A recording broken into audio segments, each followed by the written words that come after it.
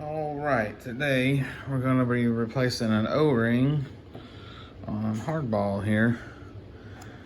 He's not in the best of shape, but he's also not in the worst of shape either. I got this off of a friend for pretty decent price. I already had some of these sitting in my extra weapons and storage places. I got a unbroken crotch piece for him. The one that was on here was broken, and looks like somebody pre-painted on him a little bit. I was able to wash some of it off on this, but I'll be continuing getting this little blue stuff off. It looks like it's, for the most part, pretty easy to come off. So I'm thinking it's Play-Doh. That's what it feels like. But you know, it just makes you wonder who put that on there and how long ago and what were they thinking, you know, what were they doing? I see, it just comes right off. But anyway, we're gonna be putting a O-ring on them, but so I got a little, this is the size screwdriver that I use. Fits on there pretty good. Might be a little too long, but it works. And just carefully take it out. I like the tips to be magnetic, so you don't have to worry about those going flying off. But let's see, here we are. I still had a little bit of the O-ring in there. It's pretty old. There's a little bit of elasticity left, but man, I think that's overspray from when they were painting the collar. Anyway, on the side I do a little bit of automotive work, so I always keep a little box of O-rings because there's various things I always need them. There's the part number for them, and that's what they look like. I like using the one from this square. Ooh. From this square. These I think it's these anyways, or these. What are these? I think it's this one actually. Anyway, I like using these because they keep everything pretty tight, and these are automotive grade, so they're a little more hardy. I'm probably gonna, yeah, I like these because they're a little more hardy. They're a little more just a little more sturdy. And they don't dry out and wear out as fast. But this, you hook it right there. It's just a pretty simple little hook. Just hook it around there. And sometimes these are broken, and these can be replaced too. You just unscrew right here and unscrew right there. And then you just make sure you have the crotch facing the right direction.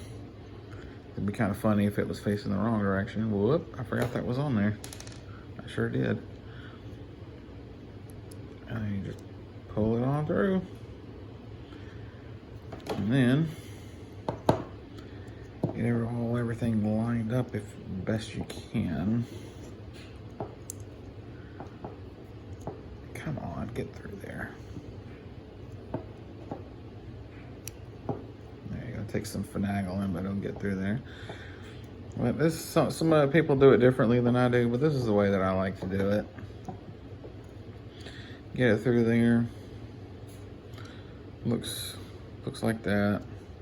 Then I like to take the back part, go ahead and loop it up through there, because I want to make sure this is a good time to make sure like the O-ring isn't going to be too big, too small, because if it's too big, it'll flop around. If it's too small, it'll pull on this piece right here and just break it clean off. I have accidentally done that in a couple of them, trying to put too small of an O-ring on there. But then you just kind of take some caressing in this part.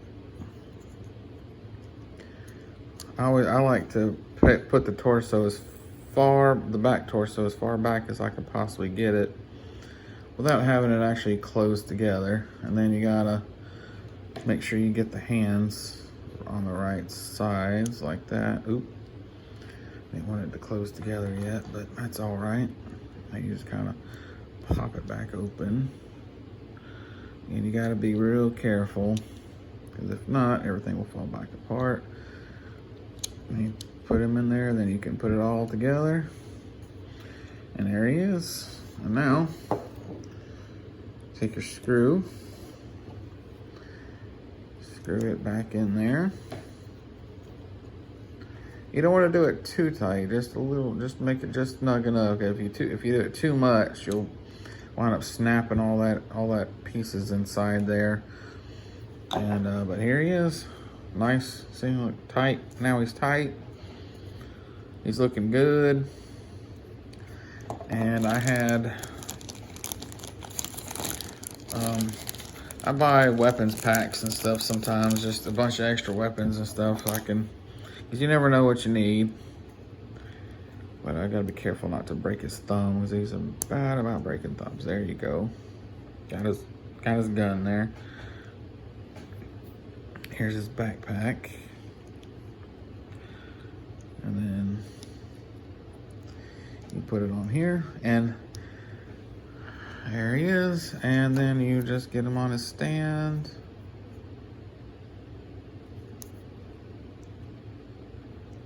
You gotta be careful, because they will crack their feet sometimes. And there he is. He is complete. He is now complete. I really didn't pay all that much for this figure. Maybe about $7 or $8 total. With, I mean, that's with everything. To get everything. And a lot of stuff that I get, like I said, I buy in bulk. Buy parts, you know, people just getting rid of parts here and parts there. I'll be cleaning a little more of them here and there. But, yeah, I am more of a modern collector. And I do have a modern version of him, but the modern version of him that I have is a Slaughter's Marauders. It was a convention exclusive, to my understanding. I could be wrong. But as far as I know, it was a convention exclusive. And... but I do have him. I have that sitting in the original RPV, remote piloted vehicle. And I was going to keep him in that. I'm going to put this. I'm either going to put him in the Slam, because I just got that the other day, and I have Charbroil, the original Charbroil, in there now. And I do have the modern version of Charbroil, but sometimes vintage figures are a better fit on vintage vehicles than modern. There's just a lot of modern stuff that things just don't fit in. Like, unfortunately, modern figures just don't fit in that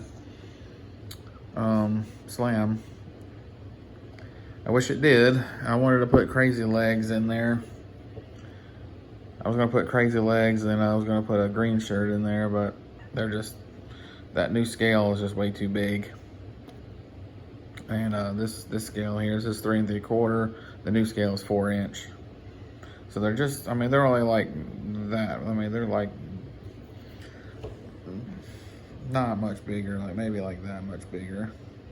You can't really see. They're like maybe like that much bigger. Like, they're really not much bigger at all, but unfortunately a bigger scale is even the slightest. Oh, I'm nervous about this. I don't want to tear his feet. Anyway, I was saying, just even the slightest different bit of measurements, they're can throw off everything. But yeah, see, his legs are pretty nice and tight now. And again, they're automotive grade O-rings. You can pick up these at I got these at AutoZone. That's the part number. These are all in metric. They do have standard. I haven't tried the standards for G.I. Joe, but I got these because I work on a lot of Hondas and Toyotas, and some Nissans, unfortunately. I really hate Nissan. I like the older Nissans, but I don't like the newer stuff. Anyway, these things are really, I mean, the O-rings are really only for like fuel injectors and sensors and stuff. They're nothing really major. But these are, I mean, you can use them around the house, you know, gaskets for your sinks and stuff too. But I've noticed that a lot of sinks use standard instead of the metric stuff. But I do like this kit. It's not a crazy expensive kit, but it's all right.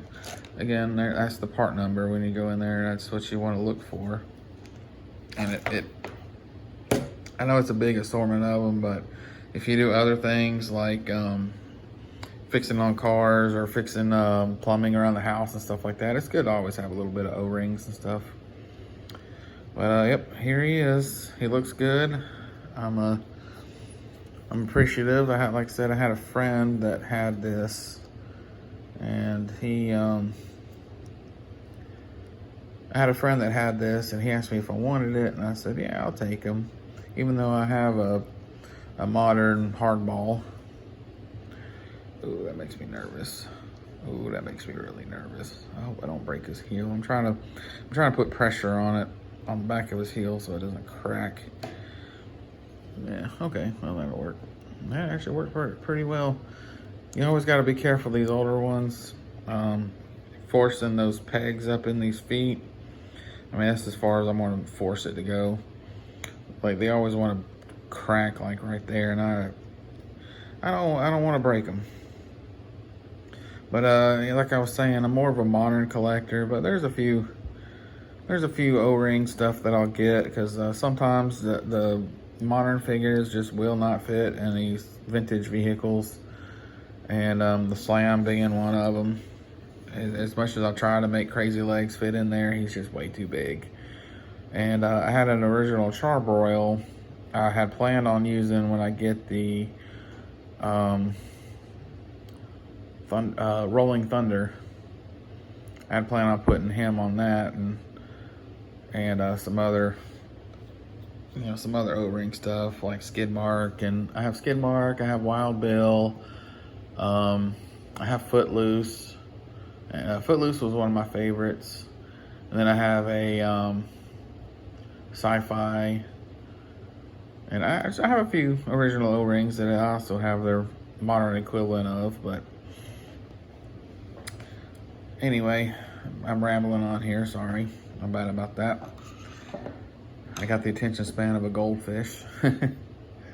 But yep, I hope this was educational. I hope you can, I hope this helps if you ever need O-ring replacements or anything.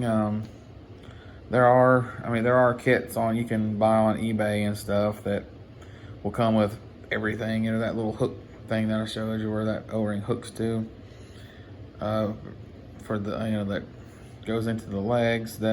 There's kits that they sell that. There's kits that they sell that and O-rings together. The O-rings, I have noticed that they sell on there are a little more flexible. And these automotive ones are a little more stiff. Me personally, I like the stiff ones better. Just because it holds the figure better, in my opinion.